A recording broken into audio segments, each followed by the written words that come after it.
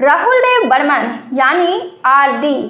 एक ऐसे विलक्षण संगीतकार के रूप में हिंदी सिनेमा की दुनिया में मौजूद हैं जिनका सारा काम ही पारंपरिक फिल्म संगीत के संसार से विद्रोह का रहा है। आरडी संगीत को इसी अर्थ में विश्लेषित किया जा सकता है कि जब 20वीं सदी के 60 वाले दशक के उत्तरार्ध में लोक व शास्त्रीय रंग में डूबी हुई रूढ़ हो चुकी धुनों के हम अभ्यस्त हो चले थे, उस समय एकदम नए तेवर और युवा संवेदना से लबरेज राहुल देव बर्मन का जादू जगाता संगीतमय दौर आरंभ हुआ। पंचम के लिए सदैव राहत देने वाली बात यह अलग से बनी रही कि उन्हें ऐसे बर्मन जैसे दिग्गज संगीतकार का सानिध्य नसीब हुआ जो सौभाग्य से उनके पिता ही थे। आरडी बर्मन के संगीत जीवन में कई दिलचस्प मोड़ों को एक साथ सक्रिय देखा जा सकता है। उनके काम में आने वाली तमाम सूक्ष्मताओं के साथ उसी समय जटिलताओं का प्रवेश, शास्त्रीय ढंग की अत्यंत सलोनी धुन बनाने के अलावा नए चलन के अनुसार इन धुनों की संपूर्ण काया बदलने की जद्दोजहद और ऐसी के आजमाए हुए सफल मगर अपनी सीमा तय कर चुके रास्ते से पीछा छुड़ाकर एक नई सड़क पर दौड़ने की मंशा के बीच ही इस संगीतकार के जीवन का पूरा फलसफा खड़ा नजर आता है।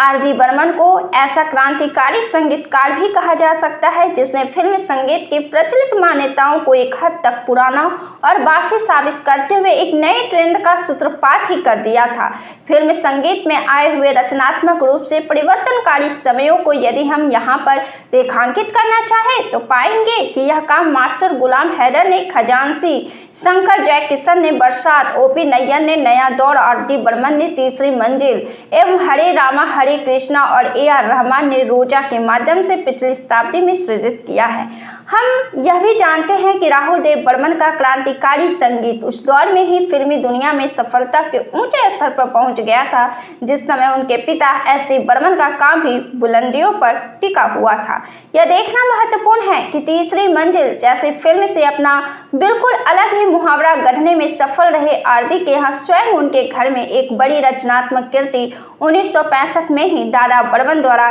गाइड के माध्यम से रची थी। एक वर्ष के समय अंतराल पर दो महत्वपूर्ण संगीतमय फिल्में जिनका क्लेवर और आस्वाद बिल्कुल जुदा थे SD बनाम आरडी के तहत सिनेमा प्रेमियों को मिल गए। सन 1961 से 1970 वाले दशक में आई कुछ प्रमुख फिल्मों तीसरी मंजिल, बहारों के सपने, पड़ोसन, प्यार का मौसम और कटी पतंग जैसी फिल्मों की सफलता के बाद आगे के दौर में तो आरडी बर्मन ने इतनी विपुलता में संगीत रचा कि उनकी संगीतबद्ध फिल्मों की संख्या भी उनके पिता की संगीत निर्देशन वाली फिल्मों से काफी आगे निकल गई। ऐसे में 1970 के बाद संगीत की दृष्टि से आई सार्थक फिल्में हैं अमर प्रेम, बुद्धा मिल गया, कारवां, हरे रामा हरे कृष्णा, पराया धन, जवानी दीवानी, परिचय, रामपुर का लक्ष्मण, अनामिका, हीरा पन्ना, यादों की बारात, आपकी कसम, आंधी, खुशबू, खेल खेल में, हम किसी से कम नहीं, किनारा, घर, द ग्रेट गैम्बलर, झूठा कहीं का, आंचल, खूबसूरत सितारा, कुदरत, लव स्टोरी, रॉकी, सनम तेरी कसम, आमने सामने, मासूम, अगर तुम ना होते बेताब, सनी, मंजिल मंजिल, सागरा, इजाजत, लिबास और 1942 से ए लव स्टोरी। उपयुक्त उल्लेखित फिल्मों में शायद ही ऐसी कोई फिल्म हो जिसका संगीत आमतौर पर संगीत प्रेमियों के जुबान पर न चढ़ा हो। इन फिल्मों की सुचिंतित प्रयोगधर्मी और नई दिशा का मार्ग खोजने वाली संगीत वैचारिकी ने इतनी बेहतर व कामयाब धुनें हिंदी फिल्म संगीत को मुहैया कराई हैं कि उसका सिलसिलेवार उदाहरण दे पाना इस छोटी टिप्पणी के माध्यम से संभव नहीं है। आरडी बर्मन के गंभीर और क्रांतिकारी संगीत के प्रमुख तत्वों को समझने के लिए हमें उनके कुछ ऐसी मान्यताओं की चर्चा भी करनी पड़ेगी जो कहीं न कहीं इस संगीतकार के मानस को प्रभावित करने के साथ उनकी दिशा को तय करने में भी अग्रणी भूमिका निभाती रही है। जैसे हम पहले ही इस बात की चर्चा कर आए हैं कि पंचम के यहाँ पारिवारिक रूप से मिले संगीत के संस्कार ने उनको शास्त्रीय और लोक संगीत की व्यापक जानकारी और समझ से समृद्ध बनाया है।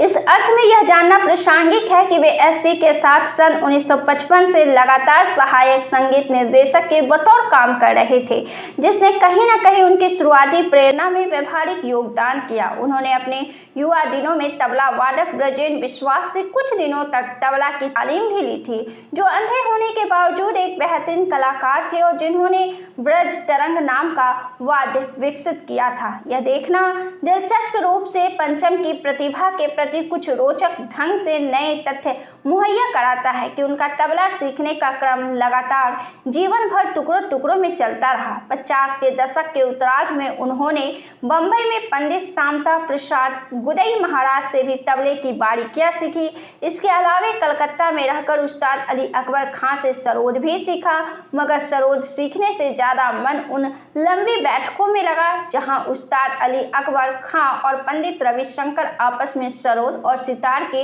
जुगलबंदियों का अभ्यास किया करते थे। स्वयं आर.डी. बर्मन ने कई अवसरों पर यह बात पूरी विनम्रता के साथ स्वीकार की थी कि कलकत्ता में चलने वाले इन दोनों महान कलाकारों की जुगलबंदियों के अभ्यास के तहत मिलने वाली सानिध्य के कारण उन्हें अपने संगीत के लिए पर्याप्त विचार और तर्क सुलभ हुए।